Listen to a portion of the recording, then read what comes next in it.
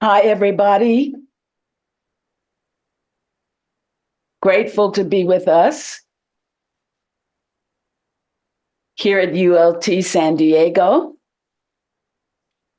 for the Aquarian series. Today, the title of the presentation is Aquarian Spirituality, and that will be given to us by our own Jonathan Colbert. Thank you, Monica, very much. Let me, I'll just keep on this for a little bit. Well, this talk is one of the, as we know, it's one of the first topics that's being discussed in this year of irreversibility, but it's also pointing to the future, to the next 2,000 years, let us say. So we might think that that's a very big topic, very ambitious. It is a topic that Phyllis and I discussed at Redford's restaurant about a mile from here one evening about what would be a real Aquarian spirituality. How might it differ from Piscean spirituality, for example? And what's the significance of thinking about the different points of emphasis on spirituality in different cyclic periods? And we talked about how it seems to be a shift obviously away from the personal God idea. And is there such thing as a spirituality without a personal God? Does that leave atheism and materialism to be the only thing in the field left? What about intelligent design? Where does all this fit in?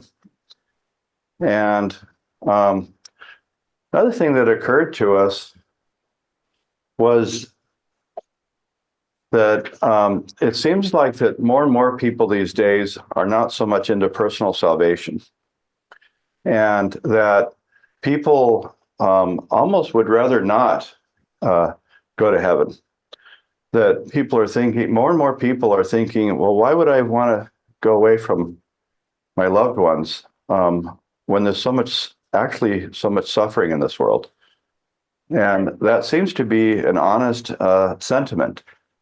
And another thing that occurred to us is that less and less are people concerned really about what religion a person is. More instead, people are concerned about behavior, what people do, not what people call themselves. After all, there are atheists who will put down their life for another person. Or there are young people who will give their life on the field of battle. And they haven't even really thought about metaphysics or any of this. So, and especially a person who's pretty much willing to sacrifice so much for others, meanwhile calling themselves an atheist. Are they really an atheist? Well, they don't believe in a personal God. They probably don't because they say they don't. Why not believe them? But they do believe in something much larger than themselves. And so these are kind of basic ideas of Aquarian spirituality. So today we will go over what have been come to be called as a term of endearment, the Aquarian axioms. We will also look at the idea that have been associated with the Piscean age in reference to faith, hope, and charity, and see if there is an Aquarian version of those three, or if they've been supplanted with something else. So as we all know, these presentations are based on the Promethean forethought and creative thinking that was involved in the creation of the Aquarian Almanac. Anyone who wants an Aquarian Almanac may reply to the invite email and just provide your address, and we'll send one to you. The Hermes quote for the week is true spiritual will, the conscious direction of energy by intelligent ideation and self-conscious volition, is the supreme criteria and sovereign talisman of Aquarian humanity. And so along these lines of conscious direction of energy and intelligent ideation and self-conscious volition, we will be examining what has been called the Aquarian axioms, and we will be examining this idea of kind of a comparison of the Piscean age with the Aquarian age, but only at the level of bare essentials, because the student is not qualified to go into the details too much. But we will just start going through these.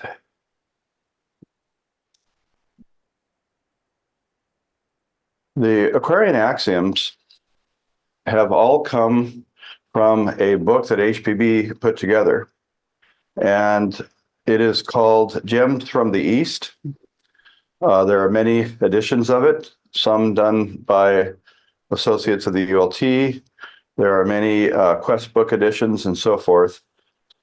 It was published, at least put together, in the year of 1890. And that was the year when she was, well, it was just right before she passed away, but she was at the height of activity. You know, she had just published The Secret Doctrine, so forth, The Key to Theosophy, The Voice of the Silence. She was writing magazine articles. And while she was resting, she put together this Gems from the East, which is 365 quotations, one for each day. And it's also called a birthday book of precepts and axioms. And you could say that there are 365 Aquarian axioms in this book. And you'll notice that this student, this speaker, is going to refer to Aquarian spirituality and to theosophy pretty much interchangeably. In other words, I think it's the same thing. In other words, theosophy and Aquarian spirituality. In other words, theosophy is the name that was given to theosophy in this cycle. There's the underlying theosophia, which has different names and different cycles. And there's always this underground river, you could say, that percolates up in various aquifers, and they are given different names, you know, Christianity, Islam, Hinduism, Buddhism, Taoism, etc. So this Aquarian spirituality is a spirituality that, as you could say, was designed for the Aquarian age. By who? It is the theory advanced in theosophical books that there are these advanced beings that are spiritually evolved and who look out for humanity. And they are not angels that fly around like ghosts. They are not necessarily some kind of a Illuminati that you see in the movies. They are beings of all races who live in secret. They may walk amongst us in plain sight, but they don't let us know who they are. And they know each other because they live and breathe per the same vibration that is eternal. And their ideation represents a current, you could say, a theosophical wisdom current that, as we said, goes underground and other times goes above ground and so forth. Now, speaking of going underground, William Quan Judge and others write in The Ocean of Theosophy, for example, that there are actually times when this brotherhood of adepts, they actually withdraw the secret teachings. You would think that why would they ever do that? Shouldn't we be giving and giving? But there are cycles where they know that humanity will not make good use of them. And they only preserve for humanity, for domestic consumption, so to speak, some basic truths that will keep them going, keep some kind of a light in their lives. But the esoteric details are just withdrawn and not talked about. They either allow libraries to be burnt, not that they burn the libraries, but they allow it to happen, that kind of thing. Or they take all the books and they put them in a secret crypt, all kinds of methods. But there are other times when theosophy comes out and it is presented and it is available to all of humanity. And this is one of those given cycles. And it happens to be in the age of Aquarius, which is the age of the water bearer. And it is also an age of, you could say, spiritual fire. So it is a very remarkable time that we are living in now. And interestingly, this book of ancient axioms that HPB put together is very helpful, I think, in kind of deciphering what is the Aquarian age about in terms of a spiritual path for humanity. What are the opportunities that are available? So most of the quotes that I'm going to be drawing from are taken from the month of June. You may ask, why June? Well, I don't know. That's my answer. But the just in looking through these axioms throughout the entire book, one can see just by internal evidence, if that's a thing, that the quotes for June are particularly Aquarian. They're all Aquarian, but in June, they're particularly universal. They're particularly applicable in many directions. And they're particularly unlocking of what we think is the age of Aquarius. Just additionally, for whatever it's worth, the age of Aquarius is said to have begun on the 19th of June, so in 1902. And for whatever it's worth, the United Lodge of Theosophists was started 7 years after 1902, in 1909. So these are things, don't know what all these things mean. They're just interesting. So here we go. I'm going to take a look through, in this case, 12 axioms. Here's one from Gems from the East, which is the title of this book, for June 2nd. Theosophy is not the acquirement of powers, whether psychic or intellectual, though both are its servants. So sometimes people will come into Theosophy and think, is this where I can learn about Aleister Crowley or just whatever? But Theosophy has to do with wisdom, and it has to do with knowledge, it has to do with understanding of the principles that guide the universe and ourselves. And powers is not the main goal. Although interestingly here, it says that psychic and intellectual powers can be the servants. So not sure how to apply that. It's just interesting. From June 3rd, there's an axiom that says, neither is Theosophy the pursuit of happiness as men understand the word. For the first step is sacrifice. The second step is renunciation. So this sets a whole tonality to the approach to this wisdom for this whole age. It isn't about one's personal salvation. So you could say, well, that's kind of a Piscean thing. You know, laying up treasures in heavens for who? Myself. This is about renunciation. It's a renunciation even of one's advanced status, if one has so attained. It's renunciation of one's personal comfort. It's a renunciation of the tyranny of the present over the vision of the future.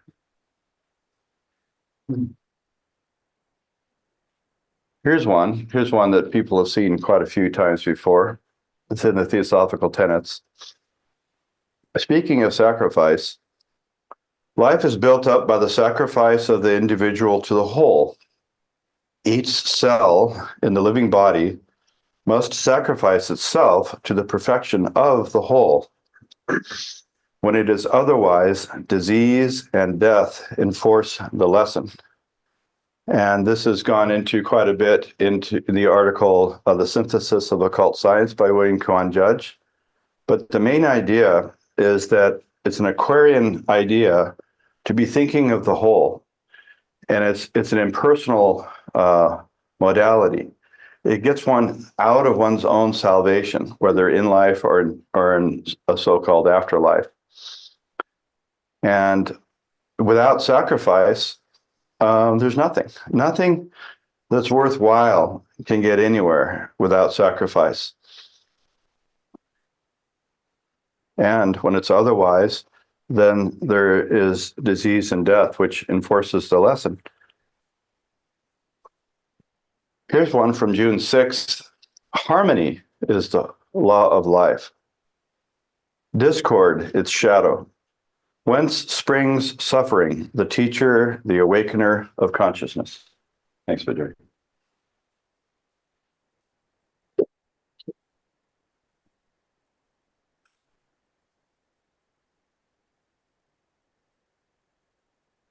So in this context, harmony is the fundamental keynote, you could say, of the Aquarian age.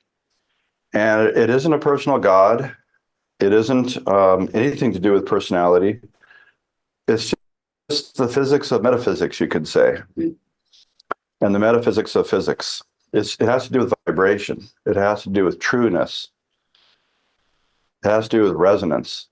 And it has to do with the fundamental law of life, which is, you could call it cycles, you could call it harmony, you could call it karma. But whatever it is, it's a balancing of disturbances of equilibrium. And that's what's so fundamental. So everything that happens is as you could say, an effect, or is a property of harmony, this fundamental law of life. And when you have discord, then it's like the shadow of harmony. So discord is not a standalone being. So it's not like you have God and you have the devil. So two opposing beings, right? Two opposing comic book characters, you could say. It's just harmony is the fundamental light, the fundamental vibration. But wherever there's light, there's shadow. So it's just following nature. If you had to have a single word to describe all of theosophy, one single word might be nature, but that might not be adequate. But so where does suffering fit into this? Does that mean that I've sinned, that I've wronged, et cetera, et cetera? No, it just means that I have created discord in relation to harmony. And this is an opportunity for learning. Harmony becomes the teacher. Well, via suffering.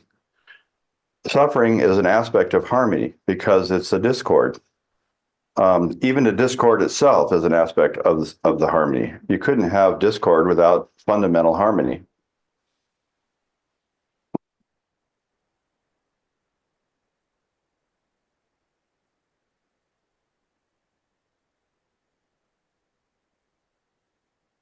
Here's one from HPB for June 14th. To obtain the knowledge of self is a greater achievement than to command the elements or to know the future. You would think that knowing the future and being able to command the elementals and so forth would be pretty desirable. But this axiom kind of dismisses all that and says, look, the main thing is to have self-knowledge, and that is a much greater achievement than all other secondary and tertiary, downstream kinds of goals. And there's another one in here about self-knowledge too. I think there's three of them regarding self-knowledge.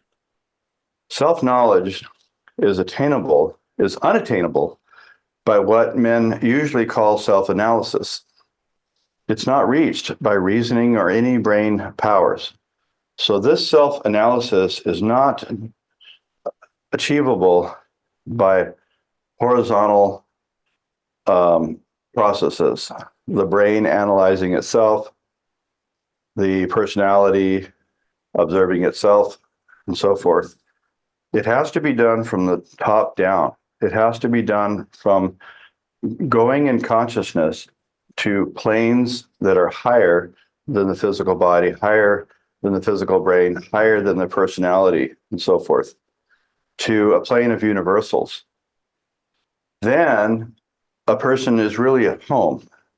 It's very interesting, this idea that Theosophy is pointing out that we're not our physical bodies. And so therefore, all of these metaphysical ideas are not foreign or alien. These metaphysics based on harmony are really going home. And it is this sojourn that we have taken in the body and through the elements for the purposes of raising up matter for all of life. That's what's the real perspective, you could say, is this idea that we're on a sojourn, but we're also on the way home. Real self-knowledge is the awakening to consciousness of the divine nature of man. So it's the awakening of consciousness to who we really are. Then you're approaching real self-knowledge, according to this quote for June 11th. There are a few quotes about will, contrasting will with blind desire. And it says here that will creates intelligently, desire blindly and unconsciously. Many times, this is a very helpful distinction here, is that there is such thing as will, yes, and there is such thing as desire. They both create. One is intelligent, one is blind. So, for example, when we consult with others and the conversation is calm and we're thinking things through for the benefit of the whole, that's like the possibility is there for intelligent creation. Consult and deliberate, said Pythagoras. However, when we're completely subject to desire, when we're just chased by the gale, you could say, of the tyrannical forces of just blind desire. We all know when these things happen. Then, yes, there is creation, but like anything created blindly, there's going to be so many unforeseen consequences. But it does tell you an idea of what will is. It isn't just trying hard. It isn't just gritting your teeth. It has something to do with noetic creativity, noetic self-determination.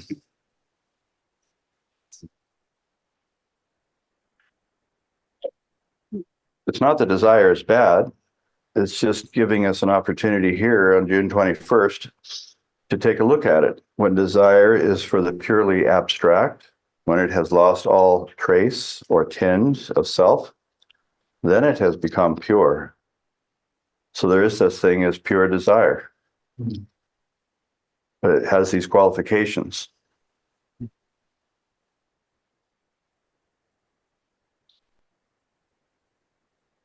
I think this one is a really potent aphorism, specifically in relation to the Aquarian age. Interestingly, not definitively, but interestingly, it's June 19th, the so-called beginning of the Aquarian age.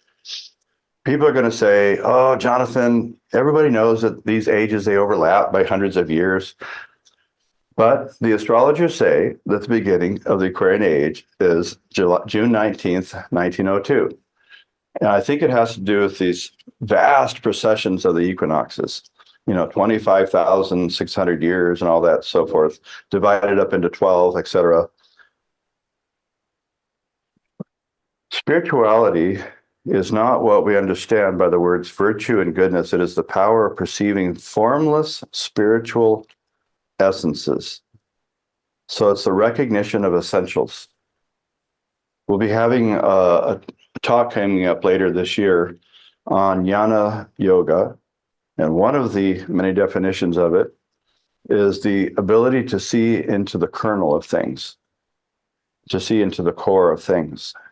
So that's could be part of what this idea is of formless spiritual essences. So it's not conventional goody-goodiness. It's not, being a certain kind of a person that votes in a certain way and that lives in a leafy suburb. It's not any of these things. It's a power and a potency. And people all over the world can recognize this true spirituality. And you don't have to be a part of this kind of religion or that kind of religion. It doesn't matter who you are. As a matter of fact, one suspects that if it's true about the Aquarian age, that there's going to be waves of reincarnating egos who are going to come in to forms, and they will be recognizable perhaps by this power of perceiving formless spiritual essences. And they will recognize it in each other.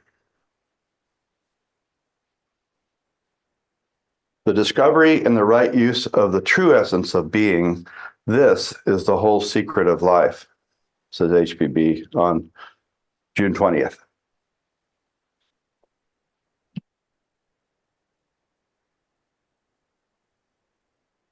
This probably has to do with the recognition of law and the recognition that each human being is sacred. The recognition that even the human temple, the human body, is sacred. The recognition that we are all connected, that universal unity is fundamental, that human solidarity is fundamental.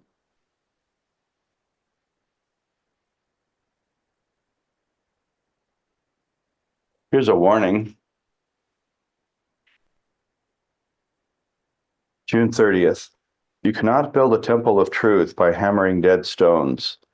Its foundations must precipitate themselves like crystals from the solution of life. One thing that more and more people are observing is that everything's falling apart. Government institutions, what we thought was education, art, even science is just undergoing fundamental revolutions, even as we speak. And all kinds of social mores, social codes are falling apart. Nothing is reliable anymore. You can't depend on the same systems in place for your information. And each person in an Aquarian kind of way has to kind of sift through it all. There's so much sifting that's going on. There's going to be an Aquarian series talk later in the year called The Great Sifter.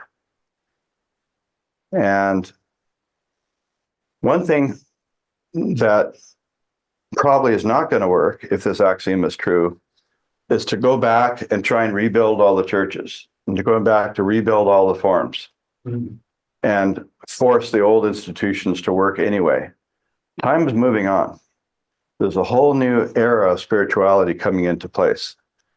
And we're not going to be able to recognize it, but maybe we will if we retain the power of perceiving pure formless essences. Likewise, new beginnings will also have foundations, but they might be more built in the invisible based on real impersonal principles. Those will be the foundations of new thought forms, of new institutions, even, because it's not like there won't be institutions. But they will have to precipitate instead of, forcing things. I think it's kind of a Taoist message in this one, I think. Instead of forcing things, the new beginnings will have to precipitate themselves from the very solution of life itself. I'd like to shift gears here and go out on a limb and kind of play with something here that I think will help us get a purchase or a foothold on this transition of the Piscean age to the Aquarian age. And we took a look at this idea of faith, hope, and charity, which is St. Paul talks about that. And he says, I can't paraphrase it very well, but the idea is that all three of them are very, very important, but without charity, you're as empty as sounding brass or something like that. It's empty without real charity. That's the real essence of the other two, from what I understand. And this is obviously something wise and useful. So what I've done here with these set of interlaced triangles is I've set it up like St. Paul would, I think, want me to do, is where we put charity up at the top. It's the most important. And then we have faith and hope on the two opposing angles of the triangle. And this faith, hope, and charity is aspirational. So I'm saying that that's like an upward triangle. It's reaching upward.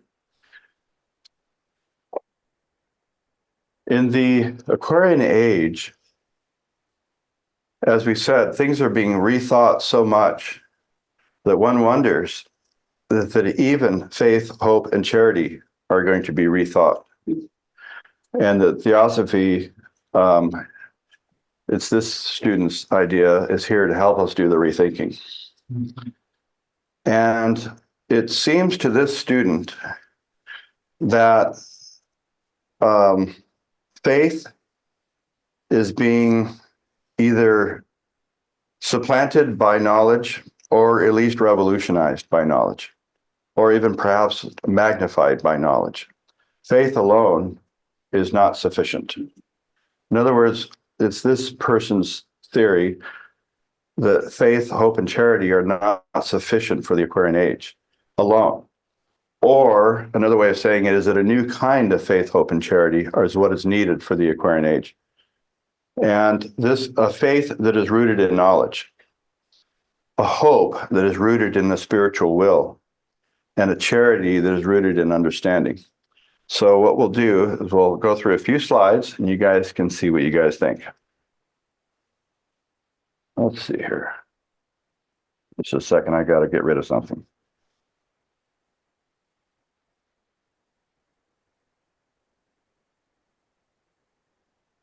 I think I'm going to minimize that thing.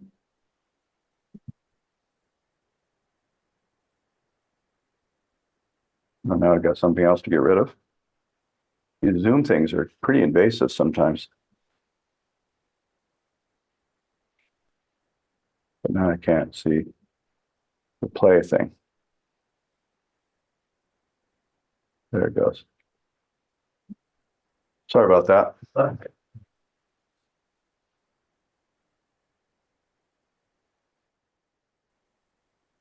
So with reference to faith, a lot of us have probably heard this kind of threefold mantra, one of which is the religion of responsibility. So we'll be talking about religion of responsibility in relation to faith, the religion of perfectibility in relation to hope, the philosophy of perfectibility, rather, and the science of spirituality in respect to charity, actually. And these three kind of mantrams, you could say, were spoken of by Professor Raghavan Iyer, who was a teacher of theosophy. And so this one here, this religion of responsibility idea, is saying that Aquarian spirituality it's going to be rooted in knowledge, and it requires no reckless leaps of faith. So this new kind of Aquarian spirituality doesn't require any kind of leaps or chasms or hiatuses that we're supposed to just magically jump across. Instead, as with any arena of knowledge or with the practice of any art, Aquarian spirituality will not avail itself to the fickle heart, nor to the mentally obtuse. Now you'll notice that this writing in white, that's me. That's why it's not attributed. Just separating the teachings from what I'm trying to offer here. So as with any arena of knowledge or with the practice of any art, Aquarian spirituality will not avail itself to the fickle of heart, nor to the mentally obtuse. That may recall to some kind of a warning in the front of the Key to Theosophy, where HPB says, basically, you're not going to get this if you're lazy. You have to work at it. You know, it's not easy, just to be honest. But the whole of Aquarian spirituality is just not going to be handed to us on a platter anymore. There's more available than ever. So that's the awesome part of it. But it's a person who has to kind of sift through so many different teachers and teachings. Theosophy is kind of here to help in that process of the sifting. Through investigation, analysis, and synthesis, belief in a personal savior is replaced by the recognition of law. Belief in personal salvation is replaced by a gradual recognition of universal unity and its ethical corollary, one's sense of solidarity with all of life.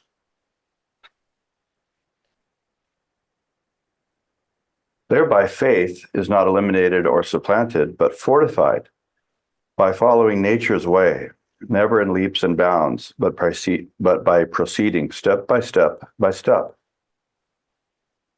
As authentic knowledge increases,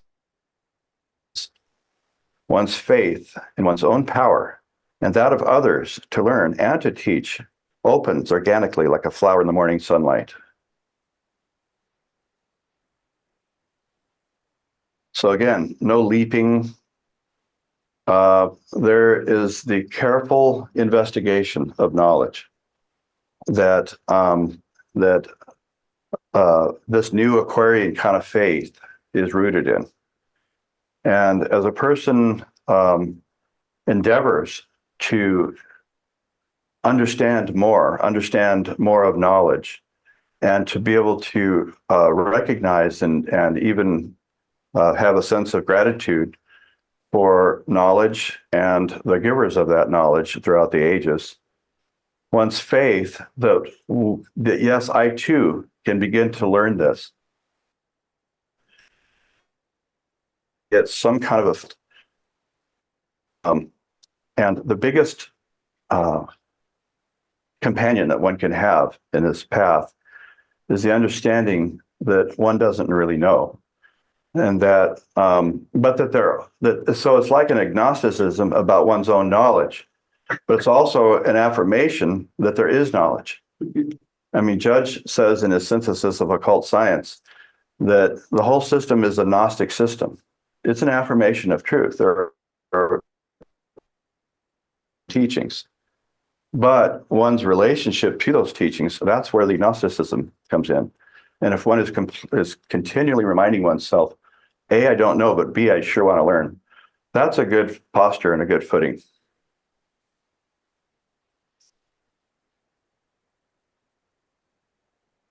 Now, along the lines of this philosophy of perfectibility, we'll try and take a look of the idea of hope and its relation to the spiritual will.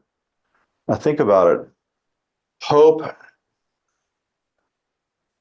is kind of passive. And it probably fits in with the idea of the Piscean age, that God will provide, that there's providence. One can only hope, right? Here, in my understanding in Theosophy, one can hope, to hoping, one can develop the spiritual will. And as one develops the spiritual will, one's hope actually increases because there's so much more to hope for. And one sees it unfolding and developing in one's fellows around them. And one sees that it's actually the germ of that perfectibility is unfolding in all of humanity very slowly. Aquarian spirituality, propelled by spiritual will, engenders authentic hope. Just as blind faith requires leaps, passive hope engenders discontinuity. So there's more gaps again. Theosophy is here to fix the gaps. With the cultivation of the spiritual will, all gaps and discontinuities are bridged. So it may be kind of a Piscean virtue to say that one shouldn't strive towards perfectibility, but it's certainly not an Aquarian virtue.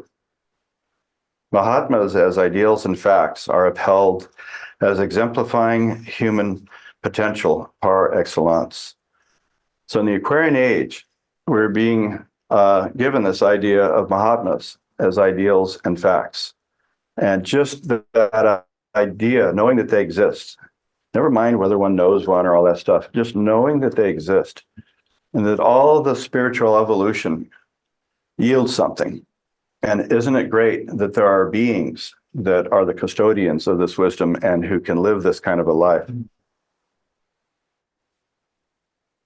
So, and adepts in Theosophy are not placed on a remote pedestal, unreachable by human beings.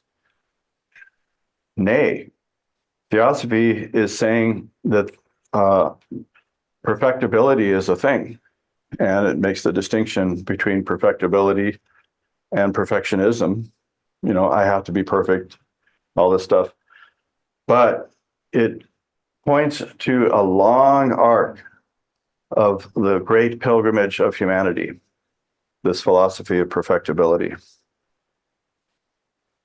Interestingly enough, adepts require no gaps in consciousness for need of bodily sleep, nor gaps between lifetimes for need of assimilation between lives, nor gaps between thought, word, and deed. Hypocrisy is not one of their vices. Actually, they said that ingratitude is not one of their vices.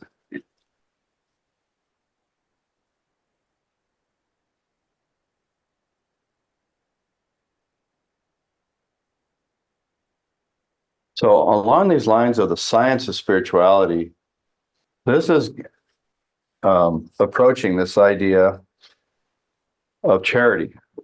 Now, what does a science have to do with charity? HPB took the time to pen an article, Let Every Man Prove His Own Worth. I think that's a biblical expression. And it's a long article. The very first half of it seems to be talking about all the attempts of do-gooding that people do, which really kind of are not really doing good. And how there's such a tendency to rush and to be a do-gooding kind of a person that it's a temptation that we all rush into sometimes. But the article also talks about how if a person really wants to help others, a person can do it. That's kind of the ultimate implication of the article.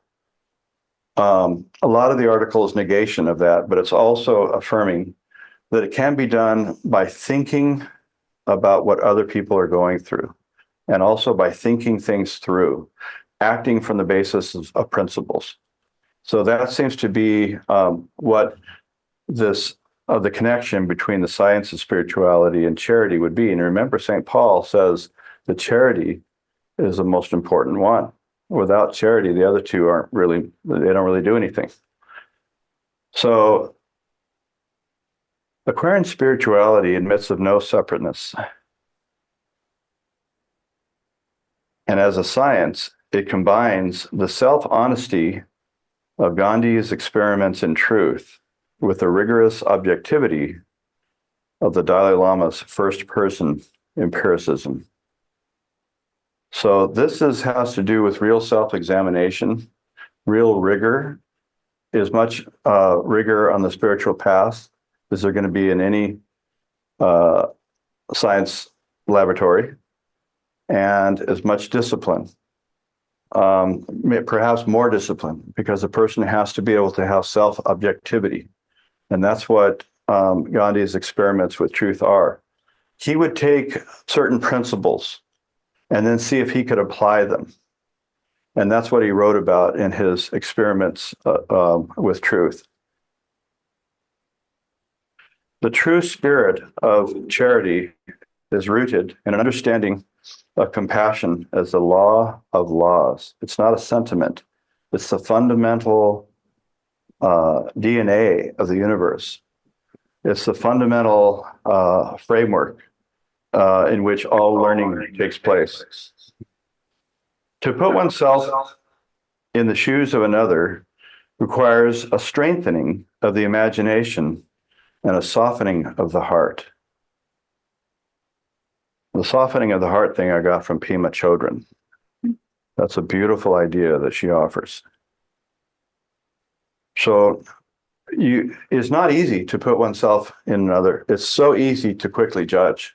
And one can even start trying to even understand another person. 15 seconds later, we're judging.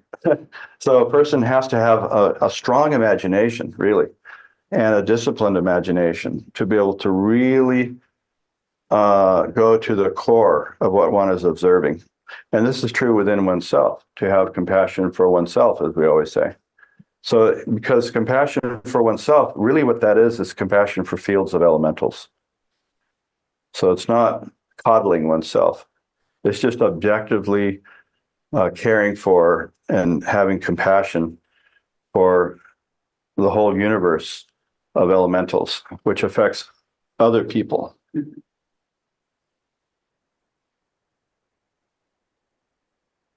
Real compassion requires the relinquishment of the personal ego. To help another requires a high ratio of listening to a low ratio of offering advice. Judge talks about that. There's a tendency of the personality to just want to get in there and talk. He says, what if we just back off and let another person say what they got to say?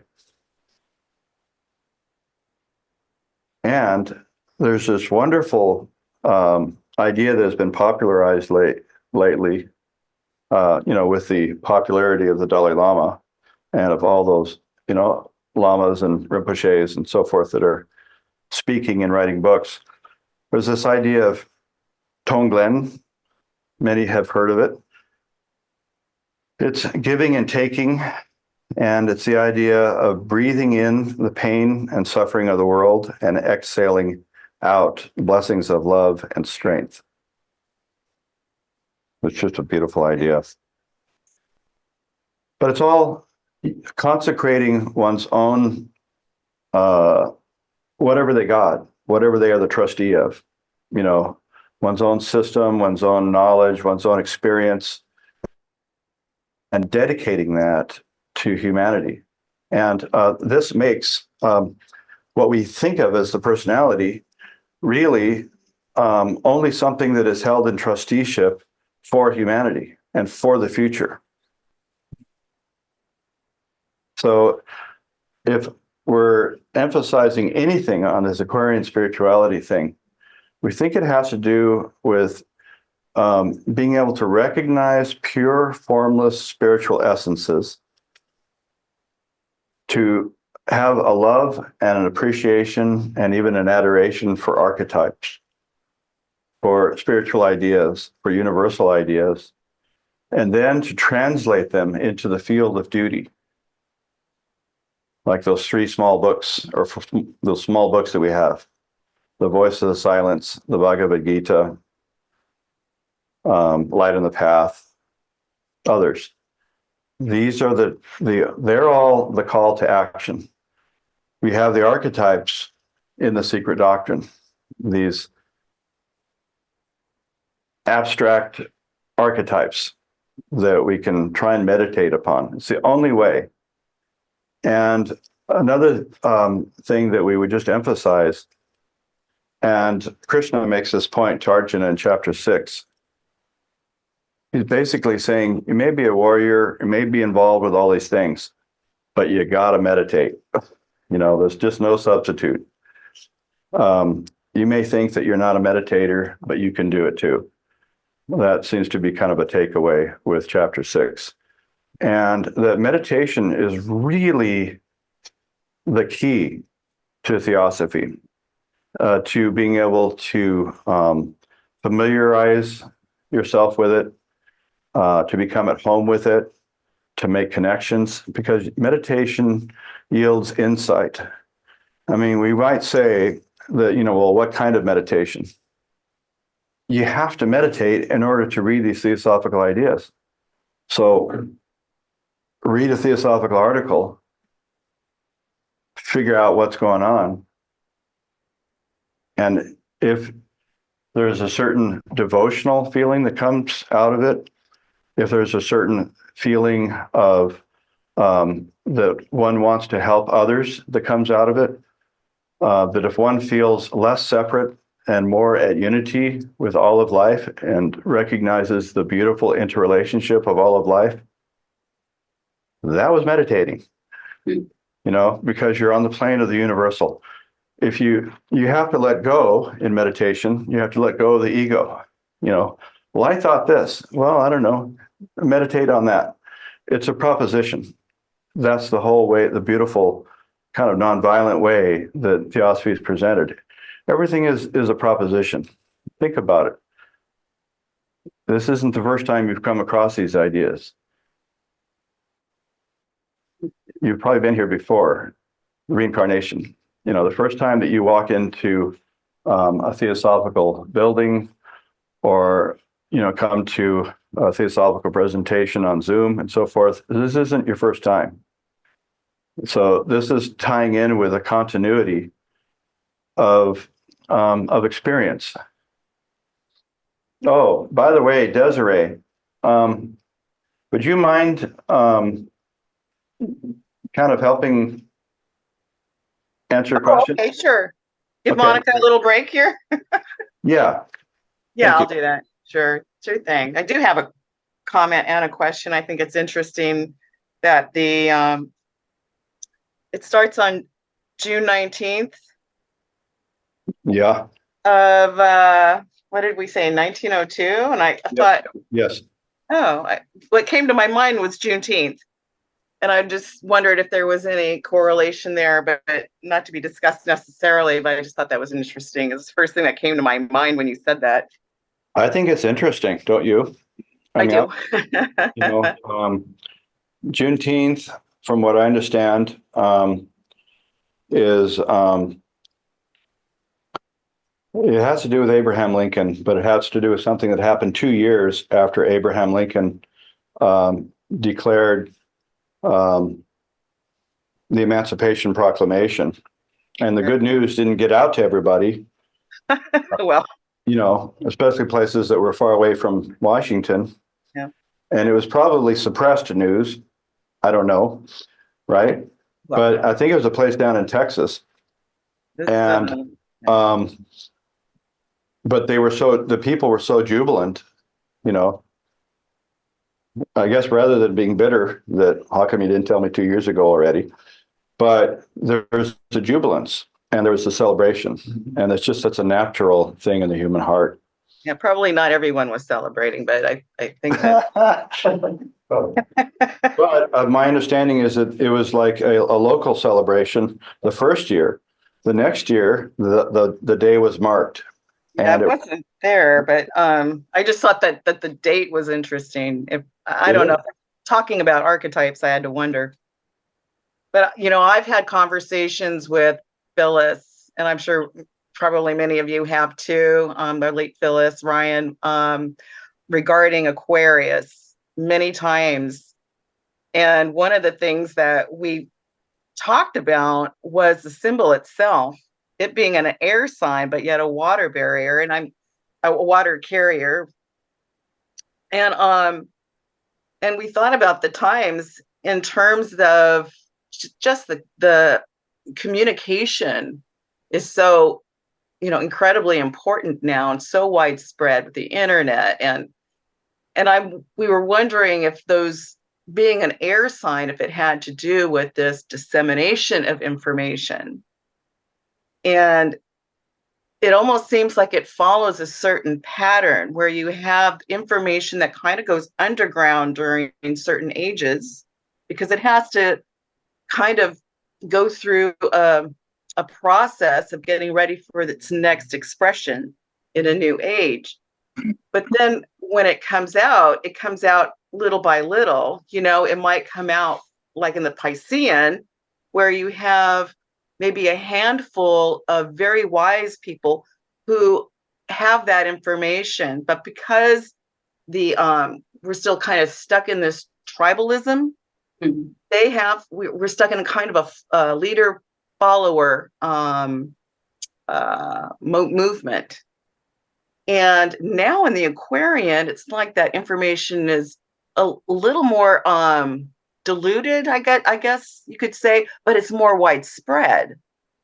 So it almost feels like a natural process of this information flowing, where it goes into this dissemination and then back to singularity, out into dissemination and back into singularity, almost like a breath itself. But I just thought the Aquarian age, based on what the conversations that Phyllis and I had, really kind of supports this idea of mass communication in this age. And another thing I wanted to ask, talking about tribalization and our kind of moving outside of that, not to say that tribalization isn't important for a certain, sociological, because we're social creatures, it's important for us to be able to have that kind of identification. But I'm wondering if the Aquarian age helps us to kind of stand outside of those groups and to kind of look at them and say, this I like, this I don't like, or this I agree with, that I don't agree with, or I need to study this more because something inside of me tells me they don't jive. I mean, it's almost a time for that individual to individualize themselves. So I'm wondering if the Aquarian age has a little bit to do with that movement beyond tribal thinking or even national thinking. And then just lastly, I thought maybe you could talk about this idea of blind faith a little bit. What does that mean? Because you talked about desire being blind.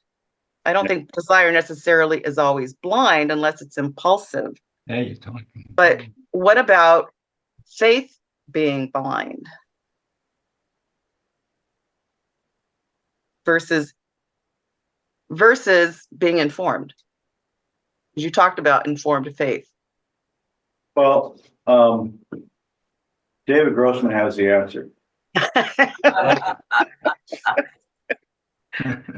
Okay. Actually, I don't, but I think some of the answer to looking at Aquarius and the Aquarian age, this is just a recommendation, is to really look into the planetary influence of Uranus or Uranus, depending how you pronounce it, because that's what rules Aquarius.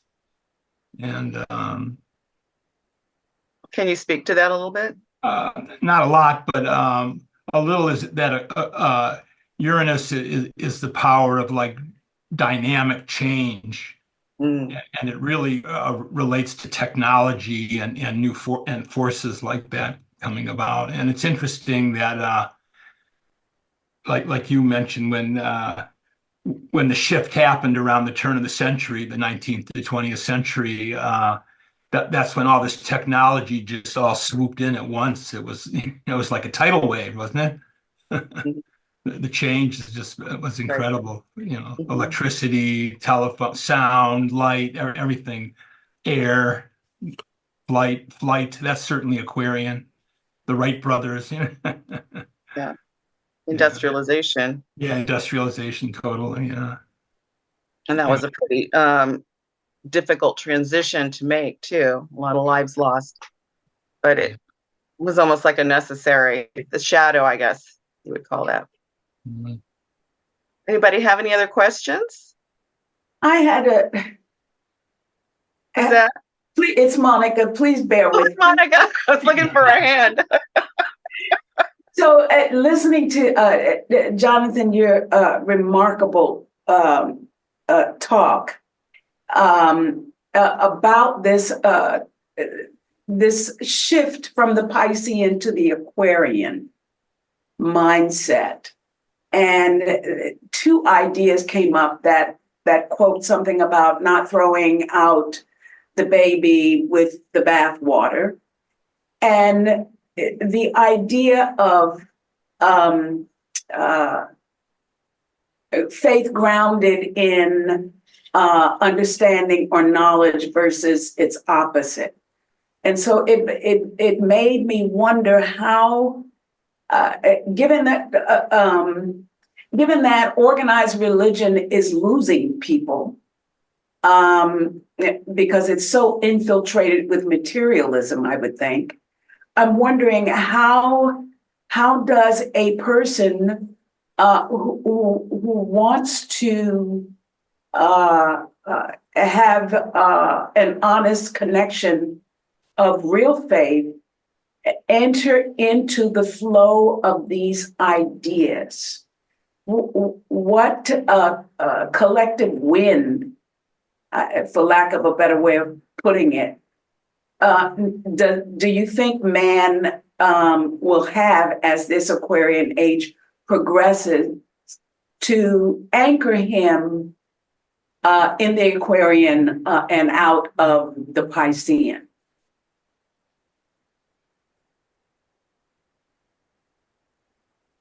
We have the studies. So what is the link between the studies and the collective mind that is done and disappointed with what the external world has shown him? Is there, I'm sorry to go on, but. No, Jonathan, did you want to respond to that? Well, just a quick thing would be maybe the Theosophical Society was kind of onto that with the idea of trying to establish a nucleus of universal brotherhood, that itself has a magnetic attraction. And then the comparative study of philosophies, religions, and sciences, ancient and modern, that there's a fertile arena in there to kind of approach these ideas. And the third is kind of hard to understand, about the latent powers. But to me, they always refer to human perfectibility. So there's such hope in this idea that perhaps that might be kind of what's going on. And it's not just in the Theosophical Society, it's just not just in ULT, but it seems to be kind of catching fire throughout the globe with all these different institutes and small groups of people that are interested in these things. Thank you. I was thinking also about what David mentioned about Uranus or Uranus, and that sense of a lightning bolt or unexpected good that sort of shows forth in some very surprising way. So I thought, do we have something like that coming? But one can only hope. Oh, can I say one more thing? Just quickly, Judge talks about that we're not working for any particular institution. It has to do with the uplift of the manas and the buddhi. of the race. But in the same article or letter, he refers to the idea of the long lost nannies. So there are these. That's a mysterious topic. One couldn't say that they know much about that, but it could be. It does seem that human beings reincarnate in waves, and that there are waves of reincarnating egos that are just going to populate this Aquarian cycle. So that might be another, and it could be part of this Uranus Yes. kind of energetic stirring of the pot. That's what that sounds like. Thank you. It's probably also more of a transitioning toward that individual thinker to explore him or herself in terms of their own psychology, rather than depending on other people to tell them what their psychology is. So I just feel like there's a emerging independence and kind of a freedom with the age that allows people to explore freely and to learn more about themselves, so that we ultimately become our own, well, what do you want to call it? Like our own psychologists. Sure. Yeah, and it's just kind of a self-exploration as well. Does anybody have any questions or comments? I do. Thank you, Jonathan. That was a very inspiring talk, and you were so profound, and you went into different areas. It's just absolutely beautiful. Thank you. I was just thinking that maybe the time is called for observation of nature, as above, below, as HPV always said. And if you see that even though things look bad as far as the environment and all the devastation to nature, the trees, the forests, the oceans, pollution, and all that, but at the same time is awakening a lot of movement of people that really care. Did you say how many green organizations are out there? There are even children, fighting for nature. So maybe that's a sign of the Aquarian age. Maybe they're is it the Noonies that Jonathan was talking about? Because I know a lot of children are coming out with some pretty incredible psychic abilities. I don't know, but great point. Yeah, there is also that emerging just intuitive awareness of the interconnectedness of all life. Thank you, Maluka. Does anyone else out there have any questions or comments for Jonathan? Jonathan, do you have any summarization? Kind of your internal thoughts about what you've been studying? No, but Diane Martin does. Oh, she does? Okay, nobody. I see a hand now. Thank you. Hi, Diane. Hi there. I'm always inspired when I hear this concept of Ton Glen that I believe it comes from the Tibetans. And I'm wondering, it's a matter of breathing in another person's pain and suffering and exchanging your position of happiness and comfort. And I'm wondering, doesn't the person have to kind of go into training for this sort of difficult and very possibly painful? Well, of course it's painful. You're taking on their suffering. Do you have to go into training of lifetime, starting lifetime after lifetime, to be able to actually fulfill this ideal?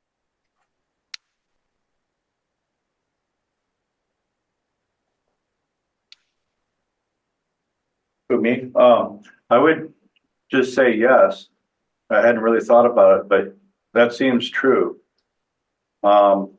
It's interesting that this idea of the way of the Bodhisattva is not something that one does in one's life. Or it's not the idea of the Bodhisattva. You get to be a Bodhisattva, and then all of a sudden you're a Bodhisattva. There's a whole process, a whole path, a whole multi-lifetime discipline involved with that. A third point that one might make in relation possibly to the Aquarian age is it seems to be a step, the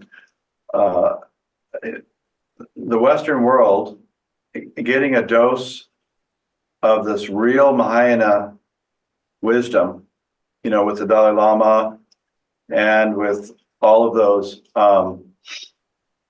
lamas and geshes and so forth that have kind of populated the world, of this idea, this Bodhisattva ideal, that's really caught fire. And I think it's why people just dearly adore and love the Dalai Lama so much, because he represents a whole transition of thinking in terms of spiritual advancement for oneself as opposed to spiritual advancement for the sake of humanity. Mm. But to answer your question, I just concur with everything you're saying, that it's not to be thought about glibly, and that anybody who can actually do that is just unthinkable, almost, the beauty of that idea.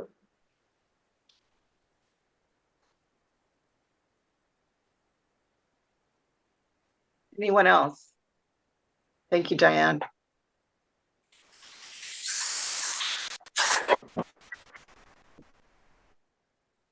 Jonathan, we're getting close to 6 o'clock right now. Do you have any last words? No, just thanks for coming, and sorry that I talked too long. So well, thanks so much, Jonathan. That was great, and I learned a lot. I've got a lot more to study on this Tongan. We'll be getting whoever goes into the astrological sign on Aquarius, when that does come up, I'm sure there'll be really more specifically tying into this idea of what Aquarius, even represents. Mm-hmm. Yeah. What do you expect? What do you recommend that we read going forward? Well, those incredible articles on Theosophy Trust on the in the symbols of eternal wisdom, I think it's called. You go to the homepage and you scroll down in the section that talks about symbols. In other words, the astrological signs are just in there with a lot of other symbols. There's maybe 100 or 150 articles on these kind of symbols, like the river, the eagle, the Sphinx, but there's those 12 archetypes. And also the planets are discussed as symbols, so it's all archetypes. Mm-hmm. When HPB says,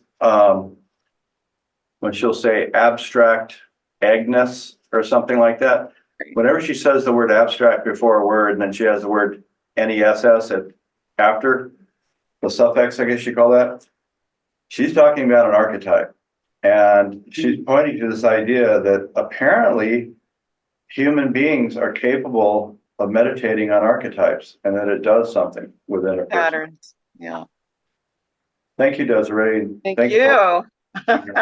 Everyone have a wonderful evening. We're going to close now, unless we have any last minute questions or comments. Next week is the Dweller on the Threshold. Okay. Dr. Eugene Jennings will give that to us. Yep. All right. Everyone have a great evening. Be safe. Stay warm and dry. And Happy New Year. Yes. Yeah. Thank you. Feliz, Namaste. Happy Three Kings Day too. Thank you. Yes. Okay. Thank you. Have a great New Year too. Bye. Take care. Bye, everyone. All right. Well, thank you guys for coming here. It was great. So, boy, that chock full of information. oh wow. It was really Yeah, Thank a you. lot of info in there. So full. Do we have to end the recording? Yeah, let's end it. Okay, I'm gonna leave, guys. Great. See you tomorrow morning. See you tomorrow morning. Good night. Adios. So Theosophy